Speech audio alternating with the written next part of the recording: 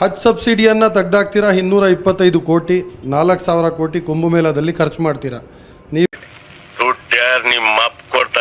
ನೀವು ಹೇಳ್ತೀರಾ ಸಾಫ್ ನಿಯತ್ ಅಂತ. ನಿಯತ್ ಬಗ್ಗೆ ನಾನು ನಿಮಗೆ ಹೇಳ್ತಾ ಇದ್ದೀನಿ. CAA ತೊಗೊಬರ್ತೀರಾ, ಮುಸಲ್ಮಾನರದ್ರಲ್ಲಿ ಇಲ್ಲ, ಬೇರೆ ಎಲ್ಲ ಹತ್ಯಾ ಧರ್ಮದವರು ಬರ್ಬೋದು ಅಂತ. ನಿಯತ್ ಬಗ್ಗೆ ನಾನು ಹೇಳ್ತಾ ಇದ್ದೀನಿ.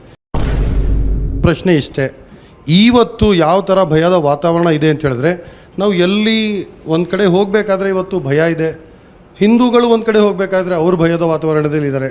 ಇನ್ನು ಮುಂದೆ ಇದು ಯಾವ ಥರ ಇದಕ್ಕೆ ಎಂಡ್ ಹಾಕಕ್ಕೆ ಪ್ರಶ್ನೆ ಕೇಳಿದ್ರೆ ಉತ್ತರ ಹೇಳಕ್ಕೆ ಸುಲಭ ಆಗುತ್ತೆ. Simple question sir. ಸಿಂಪಲ್ ಪ್ರಶ್ನೆ. ಬಿಜೆಪಿ ಸರ್ಕಾರದ 5 ಅಭಿವೃದ್ಧಿ ಕಾರ್ಯಕ್ರಮಗಳು ಕರ್ನಾಟಕದಲ್ಲಿ ಮಾಡಿರೋದನ್ನ ಹೇಳ್ಬಿಡಿ ಸರ್ ಸಾಕು. ಒಂದು ಸಬ್ಸಿಡಿ ಅಂತ ಹೇಳಿ ಹಜ್ ಭವನ ನಿರ್ಮಾಣಕ್ಕೆ ಹಣ ಕೊಟ್ಟಿದ್ದು ಬಿಜೆಪಿ ಸರ್ಕಾರ. ನಮ್ಮ ದೇಶ ನಾವು ಕೊಟ್ಟಿರೋ ದೇಶ ಇದು. ಕರ್ನಾಟಕದಲ್ಲಿ ಪಾಕಿಸ್ತಾನದಲ್ಲಿ ಇಲ್ಲ ಹಜ್ಜಿಗೆ ಹೋಗೋಕೆ ಸಬ್ಸಿಡಿ, ಭಾರತದಲ್ಲಿ ಮಾತ್ರ ಇರೋದು ಹಜ್ಜಿ. ಒಂದು ಪಾಕಿಸ್ತಾನದವರೇ ಕೊಟ್ಟಿರಲಿಲ್ಲ, ಭಾರತ ಕೊಡ್ತಿತ್ತು ಅಂತ ಅವ್ರು ಹೇಳಿದ್ದು. 20,000 ಕೋಟಿ ಎಜುಕೇಷನ್ನಿಗೆ, ಅಲ್ಪಸಂಖ್ಯಾತರ ಮಕ್ಕಳ ಎಜುಕೇಷನ್ನಿಗೋಸ್ಕರ ಕೇಂದ್ರ ಸರ್ಕಾರ 5 ಟೈಮ್ಸ್ ಜಾಸ್ತಿ ಕೊಡ್ತು. 5 ಟೈಮ್ಸು. ನೀವು ಯಾರಾದರೂ ನಿಮ್ಮ ಸಮಾಜದ ನಡುವೆ ಅಥವಾ ಸಾರ್ವಜನಿಕವಾಗಿ ಮೋದಿನ ಪ್ರಶಂಸೆ ಮಾಡಿದ್ರ? ಹೇಳಿ, ಪ್ರಶಂಸೆ ಮಾಡಿದ್ನ? ಬರೀ ಇಂಥದೆಯಾ? ಜನ್ಧನ್ ಖಾತೆಗೆ ಹಣ ಹಾಕಿದಾಗ ಪ್ರಶ್ನೆ ಕೇಳಿದ್ಮೇಲೆ ಈ ಪ್ರೋಗ್ರಾಮ್ನ ಫಾರ್ಮ್ಯಾಟ್ ಡಿಬೇಟ್ ಫಾರ್ಮ್ಯಾಟ್ ಅಲ್ಲ ಇದು. ಆಮೇಲೆ ಒಂದು ನೀವು ಯಾರೋ ಪ್ರಶ್ನೆ ಮಾಡಲಿಲ್ಲ, ಈ 27,000 ಕೋಟಿ ಕೊಟ್ಟು 5 ಪಟ್ಟು ಜಾಸ್ತಿ ಕೊಡ್ತು ಅನ್ನೋದನ್ನು ಪ್ರಶ್ನೆ ಮಾಡಲಿಲ್ಲ, ಪ್ರಶಂಸಲಿಲ್ಲ. ನನ್ನ ಕ್ಷೇತ್ರಕ್ಕೆ 17 ಕೋಟಿ ಬಂದಿದ್ರಿ. ಅಬ್ದುಲ್ ಕಲಾಂ ಹೆಸರಿನಲ್ಲಿ ಹೊಸ ರೆಸಿಡೆನ್ಷಿಯಲ್ ಸ್ಕೂಲು ಮಾಡಲಿಕ್ಕೆ. ಯಾವುದನ್ನ ಕೊಟ್ಟರೆ ಉದ್ಧಾರ ಆಗ್ತಾರೆ ಅಂತ ನಮಗೆ ಗೊತ್ತು. ಅಣ್ಣ ಸಖತ್ ಆಕ್ಟಿಂಗ್ ಮಾಡ್ತಿದ್ದೆ ಕಣ, ಕಲಾವಿದ ಕಣ, ನಮಸ್ಕಾರ ಕಣ. ನೀನು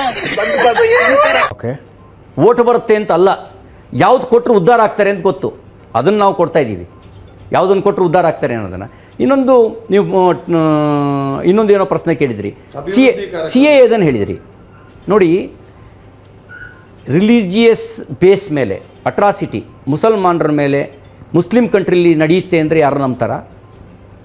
ಅಲ್ಲಿ ಅಫ್ಘಾನಿಸ್ತಾನದಲ್ಲಿ, ಪಾಕಿಸ್ತಾನದಲ್ಲಿ, ಬಾಂಗ್ಲಾದೇಶದಲ್ಲಿ ಹಿಂದೂ ಅನ್ನೋ ಕಾರಣಕ್ಕೆ ಅವ್ರ ಮೇಲೆ ಅಟ್ರಾಸಿಟಿ ನಡೆದಿದೆ, ಕ್ರಿಶ್ಚಿಯನ್ ಅನ್ನೋ ಕಾರಣಕ್ಕೆ ಅಟ್ರಾಸಿಟಿ ನಡೆದಿದೆ. ನನಗೆ ಎಷ್ಟು ಚೀಪ್ ಅನಿಸ್ಬಿಡ್ತು ಅಂದ್ರೆ, ನಿಮ್ಮ ಈ ತರದೆಲ್ಲ ಇದಾರೆ ಜನ. ಯಾಕಂದ್ರೆ ಬೌದ್ಧ ಅನ್ನೋ ಕಾರಣಕ್ಕೆ ಅಟ್ರಾಸಿಟಿ ನಡೆದಿದೆ, ಸಿಖ್ ಅನ್ನೋ ಕಾರಣಕ್ಕೆ ಅಟ್ರಾಸಿಟಿ ನಡೆದಿದೆ. 99% ಮುಸ್ಲಿಮ್ರೇ ಇರೋದು, ಯಾಕೆ ಅವರು ಅಟ್ರಾಸಿಟಿ ಮಾಡ್ತಾರೆ? ಒಂದು ನಿಮಿಷ ನಿಮ್ಗೆ ಹೇಳಿದ್ದಲ್ಲ, ಆ ಕಾರಣಕ್ಕೋಸ್ಕರ ಅವ್ರಿಗೆ ಕೊಟ್ಟಿದ್ದೀವಿ. ಇದರೊಳಗಡೆ ಇಲ್ಲಿರೋರು ಯಾಕೆ ಹುರ್ಕೊಬೇಕು? ನೋಡಿ, ಒಂದು ತಿಳ್ಕೊಳ್ಳಿ, ಸಂಕಟ ನಾವು ಪಡಬೇಕು. ಮುಸಲ್ಮಾನರಿಗೆ ಪಾಕಿಸ್ತಾನ ಅಂತ ಕೊಟ್ಟ ಮೇಲೂ ಕೂಡ ಹಜ್ ಸಬ್ಸಿಡಿ ಕೊಟ್ವಿ. ನಮ್ಮ ದೇಶ ನಾವು ಕೊಟ್ಟಿರೋ ದೇಶ ಇದು. ನಮ್ಮ ತಲೆ ಮೇಲೆ ಕೂರಿಸ್ಕೊಂಡ್ವಿ. ಜಗತ್ತಿನಲ್ಲಿ ಯಾವ ರಾಷ್ಟ್ರನೂ ಕೂರಿಸ್ಕೊಳ್ಳಲ್ಲ. ನಾವು ಟ್ಯಾಕ್ಸ್ ಕಟ್ಟಿದ್ದೀವಿ. ಒಂದು 3rd ಗ್ರೇಡ್ ಸಿಟಿಜನ್ ಥರ ನೋಡೋರು. ಹಿಂದೂಗಳನ್ನು ಅಫ್ಘಾನಿಸ್ತಾನದಲ್ಲಿ ಬದುಕಕ್ಕೆ ಬಿಟ್ಟಿಲ್ಲ, ಪಾಕಿಸ್ತಾನದಲ್ಲಿ 3rd ಗ್ರೇಡ್ ಸಿಟಿಜನ್ ಥರ ನೋಡ್ತಾರೆ. ಆದರೆ ನಾವು ಹಾಗಂತ ನಮ್ಮ ದೇಶದ ನಿಮಗೆ ದಯವಿಟ್ಟು ಅಂದರೆ ಮುಸಲ್ಮಾನರಿಗೆ ಅಂತೇಳಿ ಒಂದು ಪ್ರತ್ಯೇಕ ದೇಶ ಕೊಟ್ಟ ಮೇಲುವೆ ನಾವು ಎಷ್ಟು ಉದಾರವಾಗಿ ನಡ್ಕೊಂಡಿದ್ದೀವಿ, ಯಾರಾದರೂ ಆಲೋಚನೆ ಮಾಡಿದ್ದೀರಾ? ಇದು ಹಿಂದೂಗಳ ಔದಾರ್ಯ ಅಂತ ಕೃತಜ್ಞತೆಯಿಂದ ಯಾವತ್ತಾರ ಸ್ಮರಿಸಿದ್ದೀರಾ? ಸ್ಮರಿಸಿಲ್ಲ. ಒಂದು ನೀವು ಇನ್ನೊಂದು ಭಯದ ಬಗ್ಗೆ ಹೇಳಿದ್ರಿ. ಭಯ ಪಡಬೇಕು, ಭಯ ಇದೆ. ಯಾರಿಗೆ ಭಯ ಇದೆ ಗೊತ್ತಾ? ನಾನು ಇಲ್ಲಿಗೆ ಬರೋಕ್ಕಿಂತ ನಾನು ಮಾತಾಡ್ತಿದ್ದೆ, ನನ್ನ ಊರು ಪಕ್ಕದಲ್ಲಿ ಹಳಿಯೂರು ಅಂತಿದೆ, 4 ಮುಸಲ್ಮಾನರ ಮನೆ ಇರೋದು. ನಮ್ಮ ಜೊತೆನಲ್ಲಿ ಆನಂದವಾಗಿದ್ದಾರೆ ಅವರು. ಅದೇ 4 ಹಿಂದೂಗಳು ಮನೆ, 400 ಮುಸಲ್ಮಾನರು ಮನೆ ಇರೋ ಕಡೆಗೆ ಭಯಮುಕ್ತನಾಗಿ ಒಬ್ಬ ಹಿಂದೂ ಇರುವಂಥ ವಾತಾವರಣ ಇದೆಯಾ?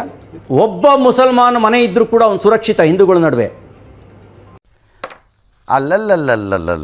ಆದರೆ ಒಬ್ಬ ಹಿಂದೂ ಮುಸಲ್ಮಾನರ ನಡುವೆ ಸುರಕ್ಷಿತವಾಗಿಲ್ಲ.